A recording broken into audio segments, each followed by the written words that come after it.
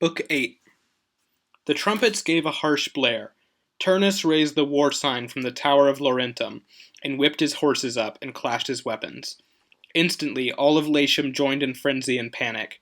Its young men grew cruel and savage. The foremost leaders, Euphens and Messapus, and Mezentius, who reviled the gods, raised levies, stripping broad lands of farmers. Venulus, sent to ask help from Diomedes' city, reported Trojans building homes in Latium, Aeneas shipping in his conquered gods and claiming fate had called him to be king, and many peoples joined the Trojan warrior.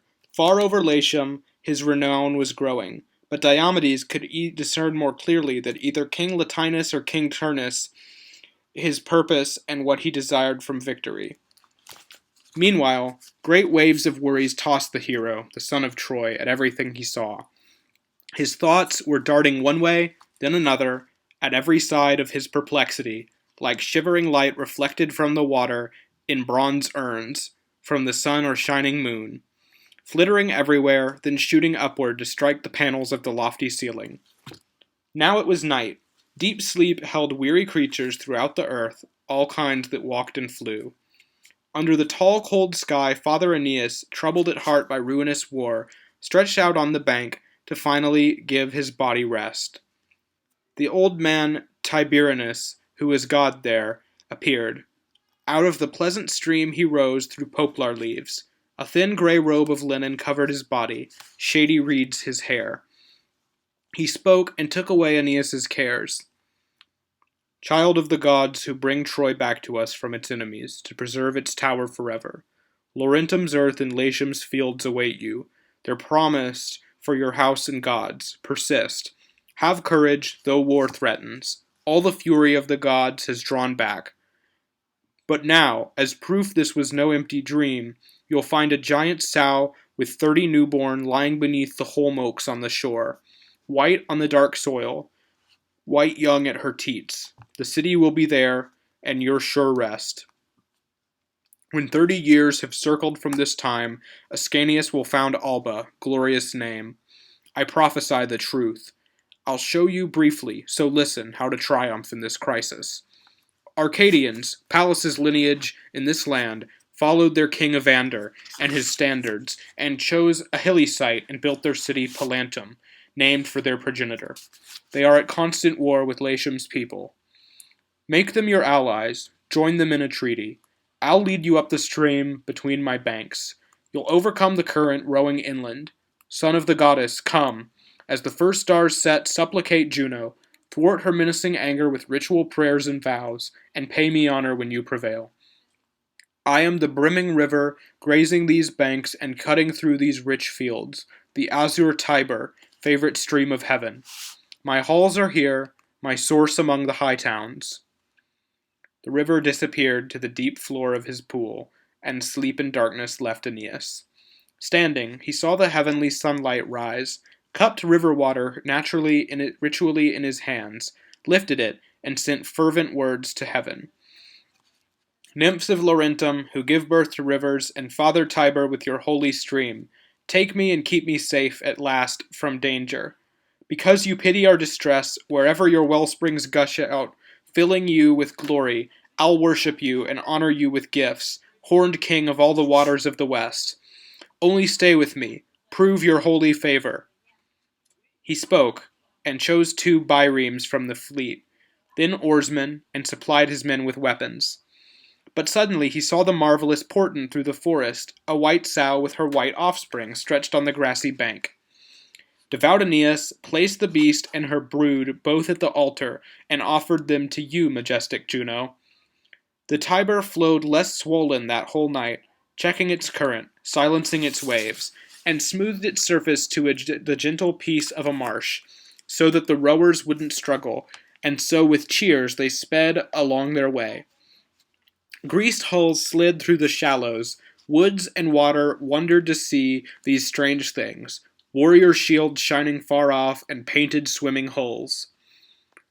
The men wore out a day and night in rowing up the long bends. Trees of all kind gave shelter, and the keels cut the virid, still reflections. The burning sun had climbed to its mid-orbit when they saw distant walls, a citadel, and roofs of scattered homes. Things Roman power raised to the sky. Evander's poor domain then. Quickly they turned their prows and neared the town. By chance that day, the Arcadian king performed rites for great Hercules and other gods in a grove outside the town with his son Pallas, the leading young men, and the humble senate. Incense burned, blood was steaming on the altars.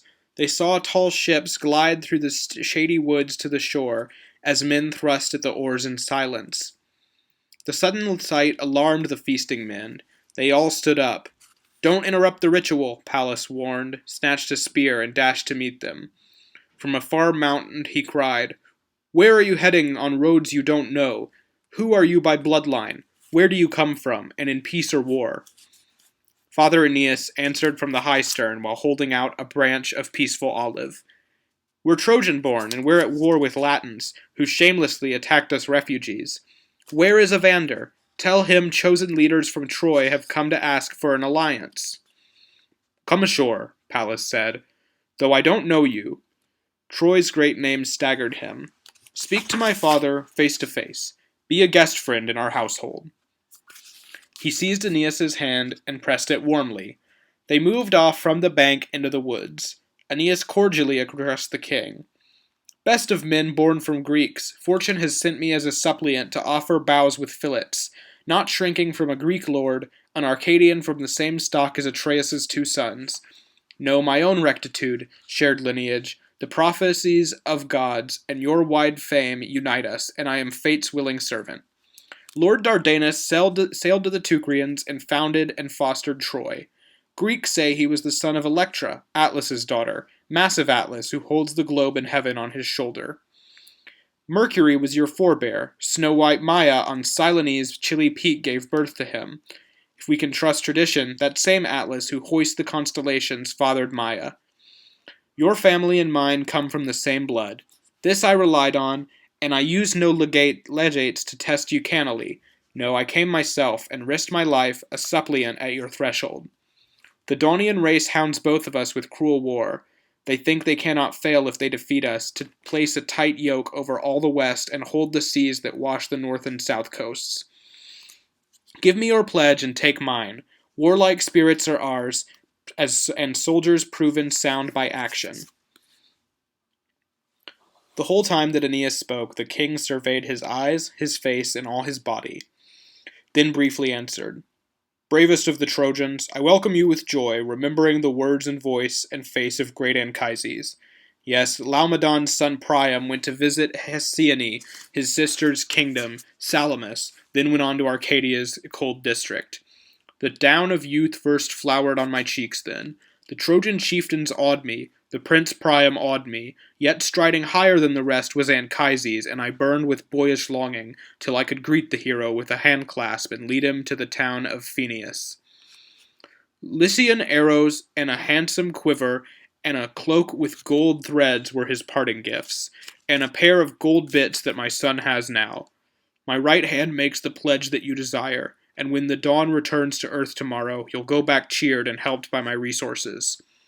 Oblige us meanwhile, since you come as friends, and join our annual rite. Delay is sinful. Feast with your allies. Start the habit now." The meal was passed, but he had food and wine brought back and led the men to seats of turf. A cushioned maple throne and shaggy lion pelt welcomed Aeneas, who was guest of honor. The altar's priest and chosen keen young men served roasted bull, heaped baskets with the gifts that Ceres grants to work, and poured the wine.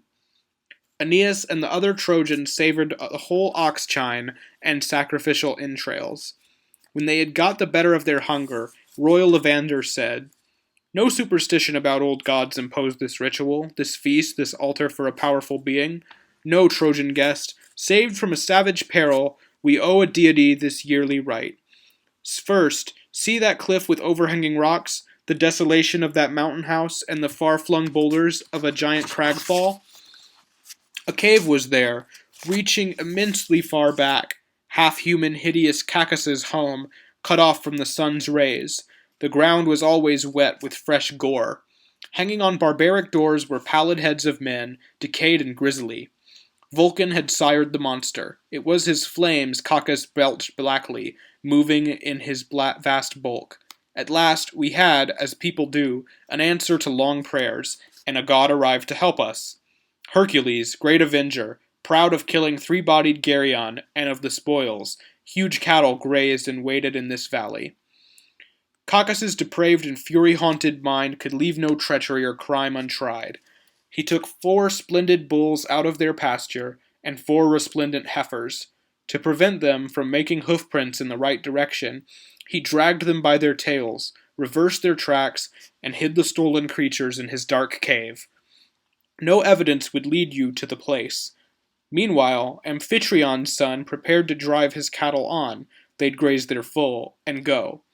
But their complaining lowing filled the forest. With a great noise, they moved off from the hills.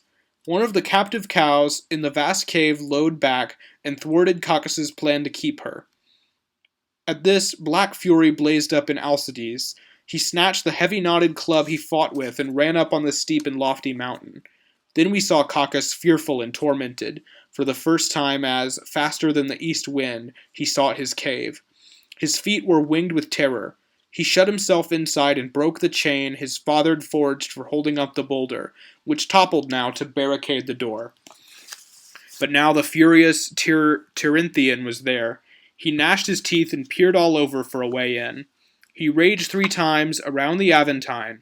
3 times he tried the stone door and each time fell back, winded in the valley. A flint spire, with the rocks cut off on all sides, rose from the cave's roof, dizzying to see. A fitting place for ghastly birds to nest. It slanted from the ridge above the river on the left. By wrenching from the right he freed it, and tore it from its roots and shoved it over. The heights of heaven thundered with the impact. The stream fled backward, terrified. The banks burst. Now Cacus's cavernous palace was laid open, its shadowy depths exposed, as if some power should split the earth to clear to the habitations of Hades and uncover that pale kingdom the gods hate. From above, the huge abyss would show, and spirits tremble at the light.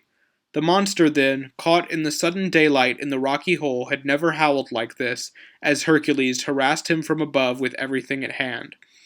With boughs, with boulders. Cacus in turn, since there was no escape, belched out a flood of smoke, amazing sight, and wrapped his quarters in its blinding darkness, tearing away our view of him, and heaping a smoky, fire-flecked midnight in the cavern. Fierce Hercules would not stand for this. He plunged straight to the center where the smoke surged highest, a black cloud seething from that giant cave. There he caught Cacus, spewing useless flames in the dark, and pinned and throttled him until his eyes popped and his throat was dry and bloodless. Now with the doors torn off, the black layer open, the sky saw looted cows he'd tried to trade. The hideous corpse was pulled out by the feet. Men could not satisfy their hearts with gazing at the half-human creature's fearsome eyes, his bristling chest, his face, his mouth, its fires dead. Since then, each generation celebrates this day, led by Potitius, the cult's founder, and the clan of the Pinari, its keepers. In this grove he set the greatest altar, as we call it. It will always be the greatest. Come then, young men, honor such heroism. Garland your hair, hold cups out in your right hands, invoke the god we share with glad libations. Hercules' dappled, dangling poplar leaves covered the king's head now, and he had taken the holy cup in hand. Keenly, all present, prayed to the gods and poured wine on the table. The sky moved down, and evening drew in closer. Potitius led a file of priests who wore the ritual belted furs and carried torches. Again they feasted, bringing pleasant gifts for the next course. Their heaped trays piled the altars. Around the altar fires came the Salii to sing, with poplar garlands on their heads.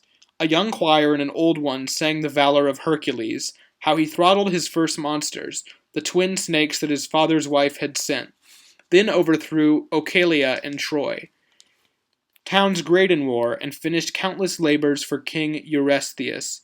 Juno had ordained it in spite.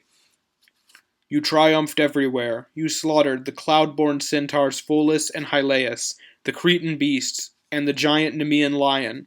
You panicked Hades' guard, the pools of Styx, sprawled over gnawed bones in his bloody cave.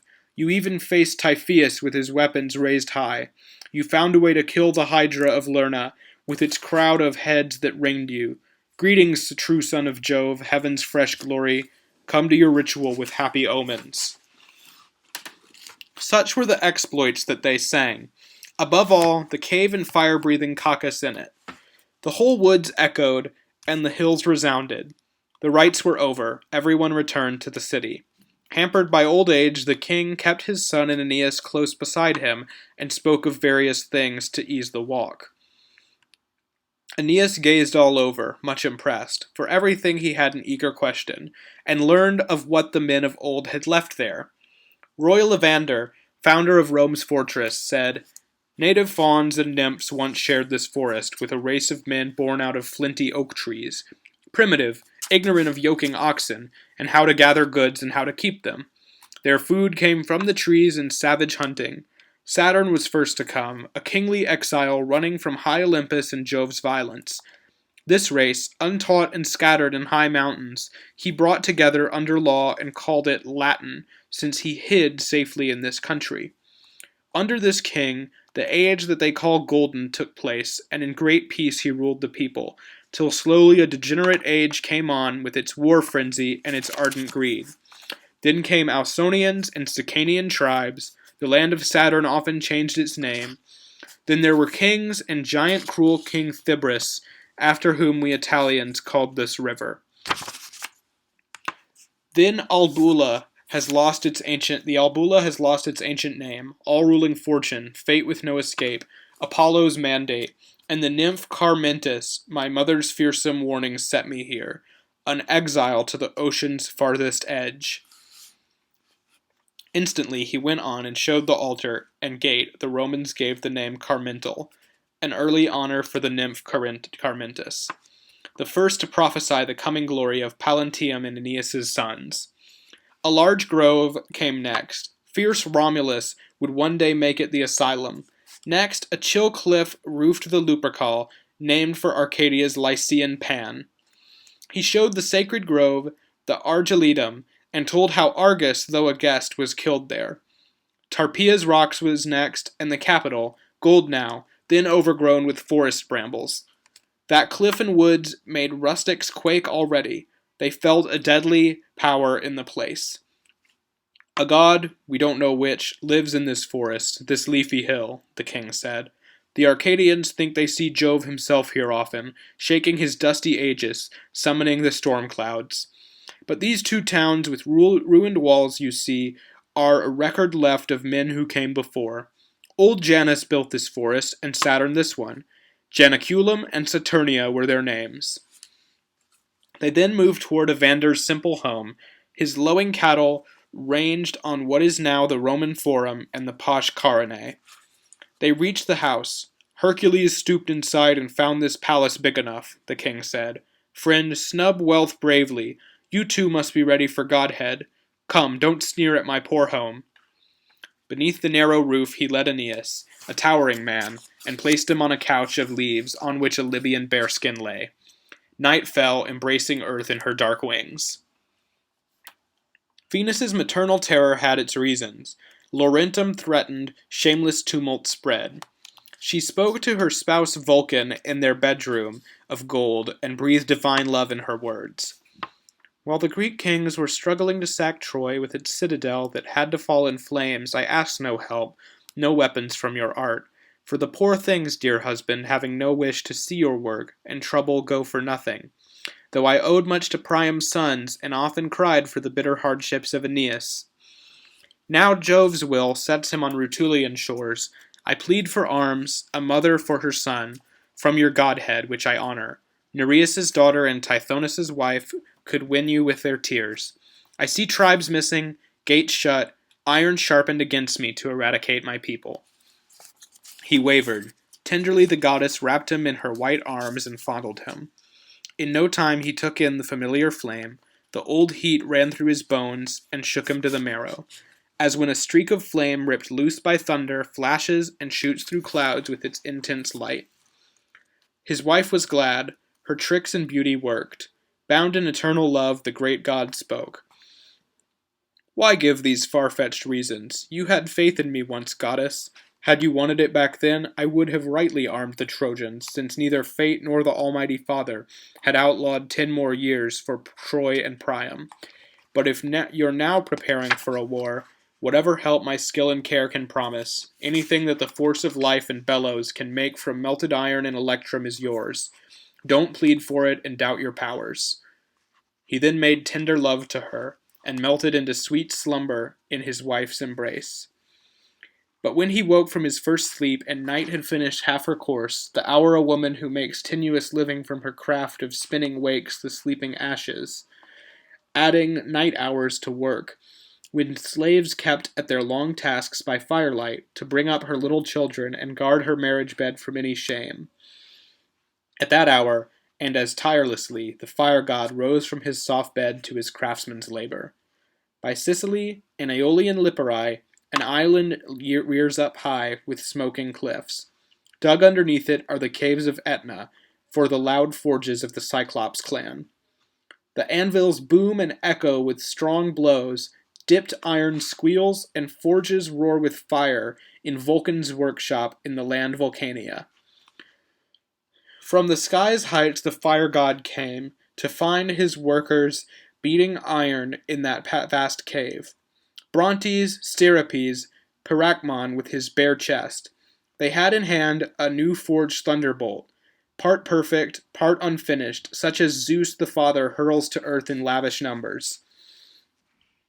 On it they put 3 shafts of twisted rain, 3 each of wet cloud, red flame, winged south wind, and then mixed lightning in noise and terror, and added wrath with its pursuing fires. Others worked hard at Mars's winged chariot, for stirring soldiers, for inciting cities. Others were busy at the ghastly Aegis, armor of Pallas in her rage. They polished the gold scales and the snake-twined, wild-eyed head of the Gorgon that adored the goddess's breastplate. Get rid of all this, Cyclops race of Aetna, and start this new work, Vulcan told them now. A spirited man needs weapons. You need strength and quick hands and your craft's full mastery. Hurry! He said no more. All swiftly bent to work, dividing it in equal shares. Soon rivulets of bronze and gold were flowing. Wound-making steel was melting in the huge forge. They formed a giant shield with 7 discs bound into layers to meet all the weapons of the Latins. While some pumped the windy bellows, others dipped hissing bronze into the basin. The cavern groans with blows on steady anvils. Alternately, they raised their powerful arms in rhythm. With tight tongs they turned the ingots. While Vulcan and Aeolia rushed this work on, nurturing light and birdsong from the eaves wakened Evander in his simple home. The old man rose, tied on Etruscan sandals, draped himself in a tunic, hung one shoulder with a dangling sword belt and Arcadian sword, and swirled a panther skin at his left side. 2 guard dogs came down with him from his doorstep, and closely paced before their master's steps. He sought his guest Aeneas's quarters, thinking, the good man, of their talk and what he'd promised. Aeneas too rose early. With Achates he went to meet Evander and his son. The men clasped hands and sat down in the courtyard. Now at last was a chance for discussion. The king began. Great Trojan chief, as long as you are living, I would not call the power of Troy defeated. We can give little help to match your glory. The Tiber blocks us on one side. The other clangs with Rutulian weapons at our walls. But I promise to join you vast nations and armed camps rich with empire. Chance has given relief unlooked for. Fate has called you here. Not far off, on its ancient stone foundation, is Argilla. Lydians, renowned for warfare, settled there long ago on Tuscan mountains. For many years they prospered. Then Mezentius, a brazen tyrant, came to rule by violence. Unspeakable his butcheries, his frenzies. Gods bring the same to him and to his children. He even tied dead bodies onto live ones, Hands against hands and faces against faces, his special torture. In this grim embrace, his victims slowly died in liquid rot. At last his people, worn down by the horror of his rampages, besieged him and his household, killed his supporters, hurled flame to his rooftop. Mezentius escaped, though, and took refuge with armed Rutulians as Turnus's guest friend. All of Etruria rose in righteous anger, calling for his return and threatening war. I'll give you to these thousands as a leader. Their ships now pack the shore. The soldiers clamor to attack, but an old augur's prophecies prevent them. Chosen youth of Lydia, brave flower of an ancient warrior race, driven by just rage at Mezentius's crimes. This great race may not serve a man of Italy. Wait for a foreigner. The Tuscan army has not marched on in fear of heaven's warning. Tarquin himself sent legates to deliver the crown and rod of kingship and a summons to camp, where I could take up Tuscan rule. But weary old age, slow and cold, denies me command. My strength for daring now lies sluggish. I'd urge my son, but he is part of this land, through his Sabine mother. Fate approves your age and lineage. Heaven calls you. Come, begin, heroic Trojan and Italian leader. I'll even lend my only joy and comfort, Pallas. You'll be his guide. He must grow used to enduring Mars's rough work, from your example. Let him from early youth hold you in awe. 200 chosen knights, rock of my army, I'll give to him. He'll give to you as many in his own name. Anchises' son Aeneas and staunch Achates kept their gazes lowered. Sad-hearted, they turned over many harsh thoughts, but Venus gave a sign in the clear sky. Lightning flashed without warning from the heavens, and thunder boomed as if the sky were falling. And like a Tuscan horn, the high air sounded. They looked up, and the blaring blasts continued. In calm, clear sky, between the clouds, they saw weapons glow red. They clashed like claps of thunder. It stunned them all except the Trojan hero, who knew the sound, pledge of his goddess mother. Guest friend, he said, these signs allow no doubt. Olympus calls me. My immortal mother promised this sign, a covenant for wartime, and said she'd bring me weapons made by Vulcan down through the air. The slaughter waiting for the poor Laurentians, the punishment for Turnus, all the helmets, shields, brave men's bodies rolling in old Tiber. Let them break treaties, let them have their war. He rose from the high throne. Hercules' altar was smoldering. He stirred its ashes up, then cheerfully approached the humble home gods he knew from yesterday. Evander slaughtered chosen sheep. Troy's young men performed the same rite. Aeneas walked back to his ships and comrades, and chose the ablest men to follow him to war. The others glided with the fleet slackly downriver to Ascanius with news of how things stood, and of his father. The Trojans headed for the Tuscan plains were given mounts. A special one was draped with a tawny, gold-clawed lion skin for Aeneas. Suddenly rumor flew all through the small town. Horsemen were speeding to the Tuscan camp. Over and over mothers prayed. Their terror grew with the danger, and Mars's scepter grew. Father Evander now took Pallas's hand in parting, and he couldn't stop his tears. If only Jove restored my youth and made me again the victor at Praeneste, throwing the front ranks down in burning heaps of shields. That day I sent King Euryalus to Hades. Feronia, his mother, gave him 3 lives, monstrous, and triple weapons for attack. He had to be cut down 3 times. I took each soul from him. 3 times I stripped his weapons. My former self would not be torn from you, my child. Mezentius would not insult me, his neighbor, with so much barbaric slaughter and a town widowed of so many townsmen. You, gods above, and your great governor Jupiter, pity an Arcadian king and hear a father's prayer. If your divine power and fate will keep my palace safe for me, and if I live to see him face to face, I beg to live, no matter what I suffer. But if you threaten, fortune, what I can't say, let me break off my wretched life already while fears are unconfirmed, hope arguable, while you, dear son, sole pleasure of my old age, are in my arms, and no hard news is wounding my ears. The father, at the last farewell, poured out these words and swooned. Slaves took him home. The cavalry had now passed through the gates, Aeneas and staunch Achates in the first rank, then the other Trojan nobles.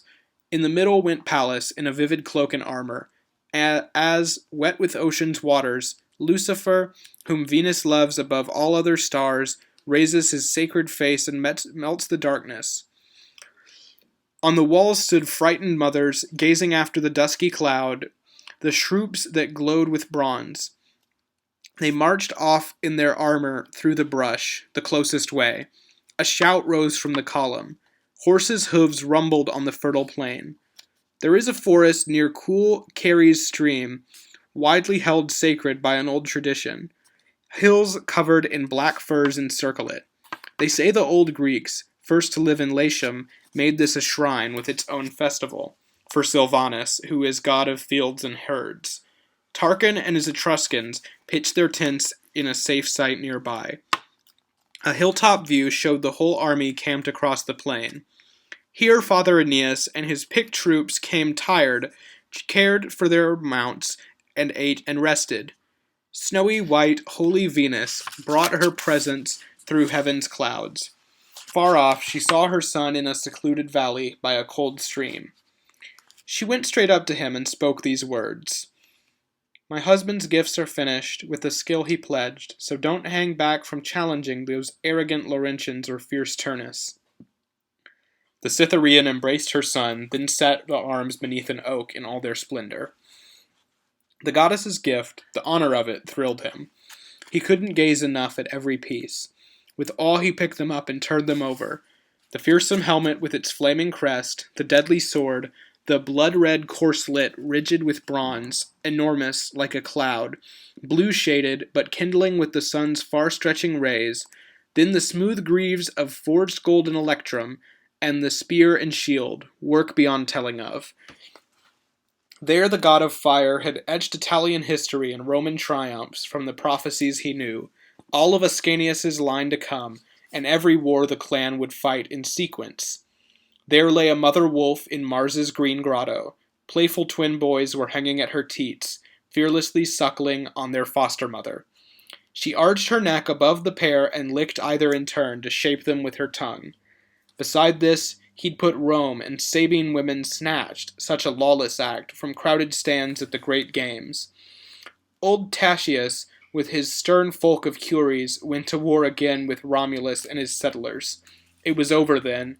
The two kings stood before Jove's altar, holding bowls, their treaty hallowed by a slaughtered sow. Next, chariot teams tore Metis limb from limb. You should have kept your promise, man of Alba. The liar's guts were scattered through the woods by Tullus. Blood drew spattered bramble bushes. Porcina ordered Rome to take back Tarchon, and with a massive force besieged the city. Aeneas's people dashed to arms for freedom. You saw the threat and anger on his face when Cocles dared to tear the bridge apart, and Cloelia broke her chains and swam the river. Near the shield's top was Manlius, the guard of Tarpeia's heights, the capital and temple. On Romulus's palace there, the new thatch bristled.